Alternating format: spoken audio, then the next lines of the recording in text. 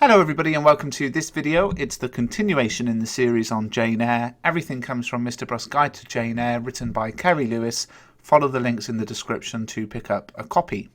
So we're continuing in the series analysing structure in the novel, and if you haven't already seen it, you need to watch the previous video in the playlist because I go through a lot of the ideas of structure from Gustav Freytag in that video.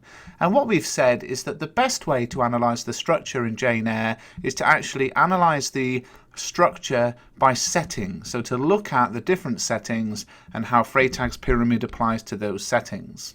So here's Freytag's pyramid, and as I said, if you're not familiar with it, watch the previous video. Today we're going to look at the chapters on Lowood, chapters 5 to 10, and we'll begin with a quick summary. So in chapter 5, of course, Jane travels alone by coach to Lowood, and the following day there's the lovely Miss Temple who orders lunch for the girls as the breakfast porridge was inedible. Miss Scatcherd is cruel towards Helen Burns, and Jane becomes friends with Helen.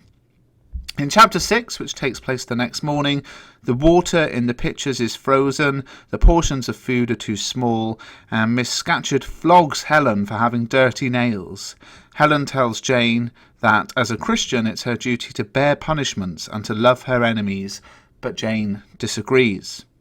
In chapter 7, 3 months later, the pupils are underfed and forced to march to church without warm clothing or appropriate footwear.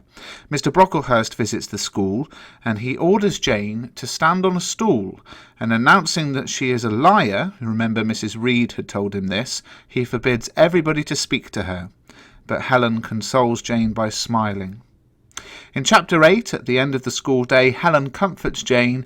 Jane tells Miss Temple about her life at Gateshead, and Miss Temple promises to write to Mr. Lloyd to confirm Jane's story. She gives the girls tea and cake. Mr. Lloyd replies to the letter, and Miss Temple publicly declares Jane's innocence. Jane works hard at school, she's particularly good at drawing, and her French improves. Chapter 9 is based in spring. More than half of the pupils catch typhus and the remaining children are left to their own devices. And we remember that Jane visits Helen and learns that she's dying of consumption. The girls talk and fall asleep, and during the night Helen dies. And then in chapter 10, Jane's narrative continues after a gap of 8 years. She explains that the typhus epidemic drew public attention to Lowood, and following an inquiry, the school was moved to a better location and conditions for the pupils improved. Although Mr. Brocklehurst was retained as treasurer, the school thrived under new management.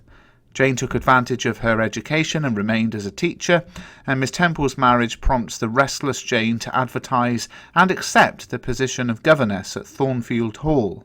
Before she leaves, Bessie visits her and tells her that Mr. Eyre, her father's brother, inquired after her at Gateshead.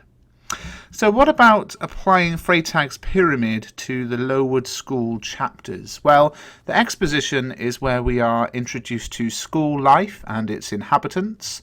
The inciting incident would be a combination of freezing temperatures, poor food, scant clothing, and the unsanitary location of Lowood. The rising action, Miss Scatcherd flogs Helen, Mr. Brocklehurst calls Jane a liar, and more than half the children catch typhus and die. The climax of this section would be where Helen dies. The falling action, the school is relocated and put under new management. Resolution, Jane works hard, finishes her education and becomes a teacher at Lowood. And the denouement would be where Miss Temple marries, so Jane applies for and is offered a position as a governess at Thornfield Hall, and Bessie visits and tells Jane about her uncle. Now, as I said in the last video, why is this important? Well, if you're writing about a particular moment in a text, it is often useful to think about where that moment appears in terms of Freytag's pyramid and to make some structural comments. For example, what would you expect to happen at that moment, knowing it is, for example, an exposition? Does that happen or doesn't it? To what degree does it happen? That's one of the ways you can analyse structure. I hope you found this video useful. Please do subscribe to the channel and give the video a thumbs up.